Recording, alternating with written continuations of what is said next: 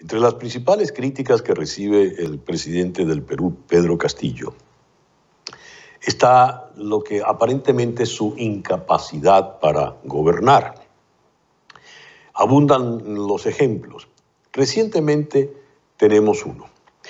En la madrugada del día martes, poco antes de esa madrugada, a la medianoche, cuando nadie se podía enterar, decretó un toque de queda en Lima y el Callao.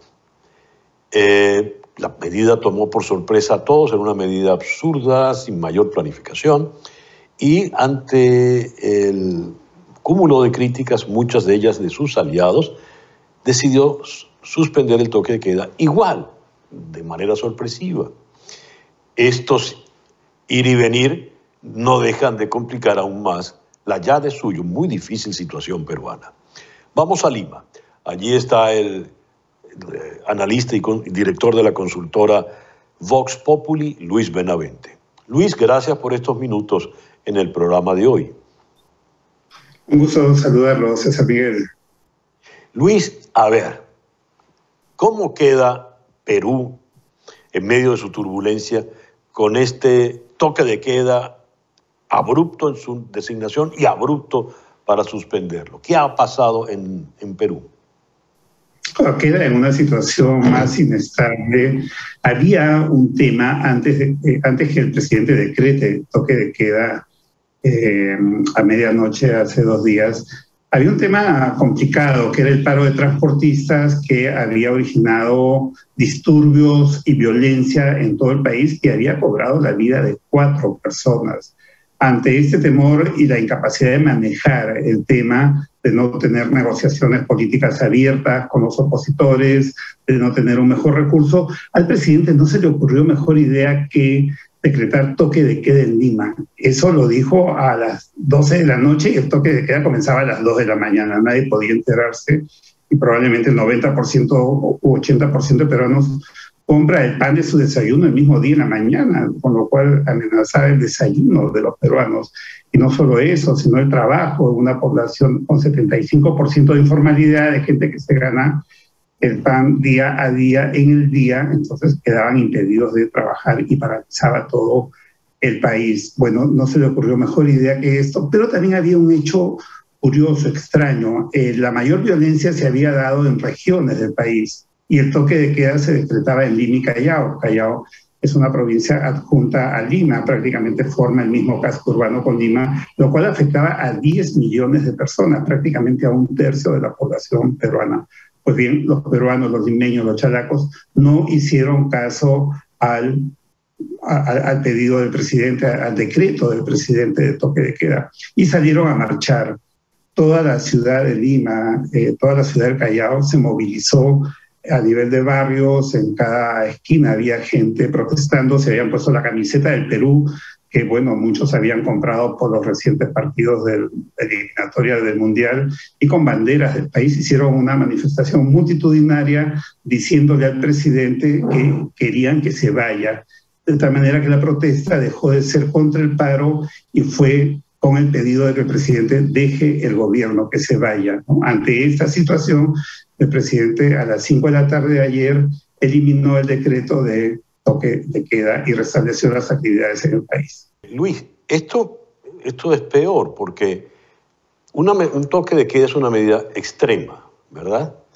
Y si usted toma esa medida extrema sin mayor previsión, sin mayor planificación, y la gente no lo respeta, es decir, la gente no se queda en su casa y respeta el toque de queda, usted ha quedado más o menos en ridículo.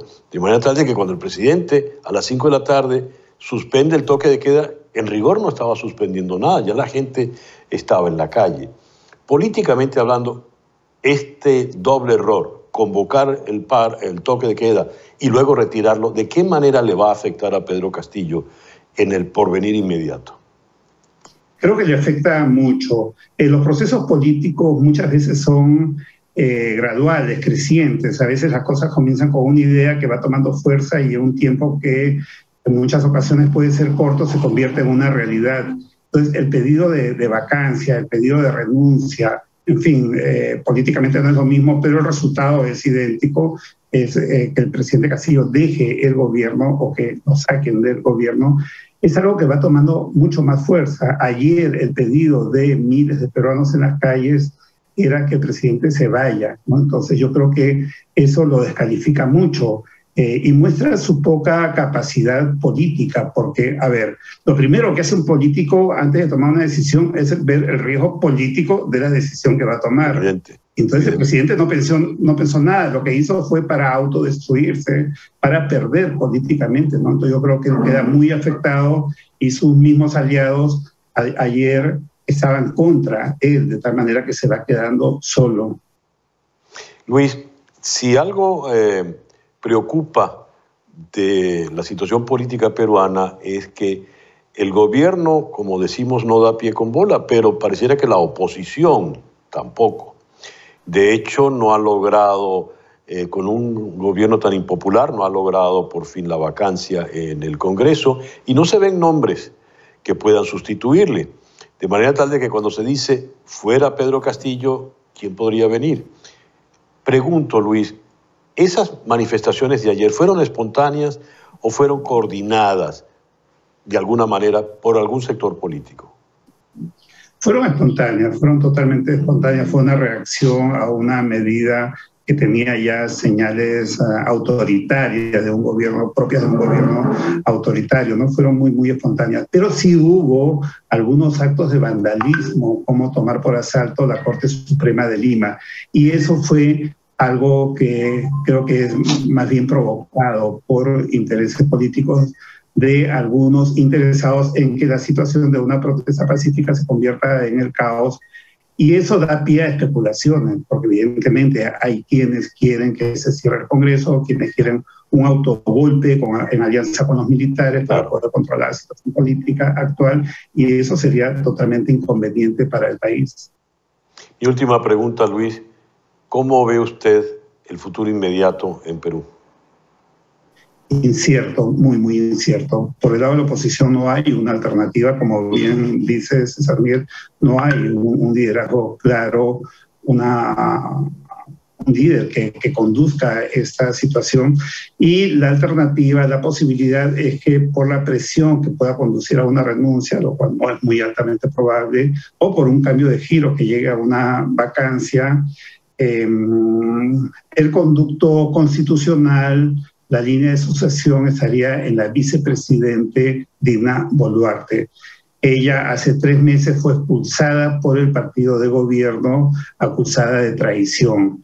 Ella podría hacer alianzas, si es que no tiene ya conversaciones, con un sector de izquierda menos radical que la izquierda marxista, leninista, neo-stalinista, como yo le digo, del presidente Castillo y de Vladimir Cerrón. Podría ser una alianza y ser el fiel de la balanza. Evidentemente, esos izquierdistas menos radicales, llamados caviares, esa izquierda caviar, ha perdido muchos privilegios, porque en la última conformación, con el nombramiento del presidente del Consejo de Ministros, Aníbal Torres, quedó excluida y ya no tienen ningún ministerio. Evidentemente ellos han perdido una buena cuota de poder y sus privilegios, y podrían intentar rescatarla con Dina Boluarte. Ellos podrían eventualmente inclinar las cosas a favor de una vacancia, negociando un cogobierno con Boluarte. Luis, muchas gracias por estos minutos en el programa de hoy. Gracias por la invitación, César Miguel. Luis Benavente, director de la consultora Vox Populi, desde Lima.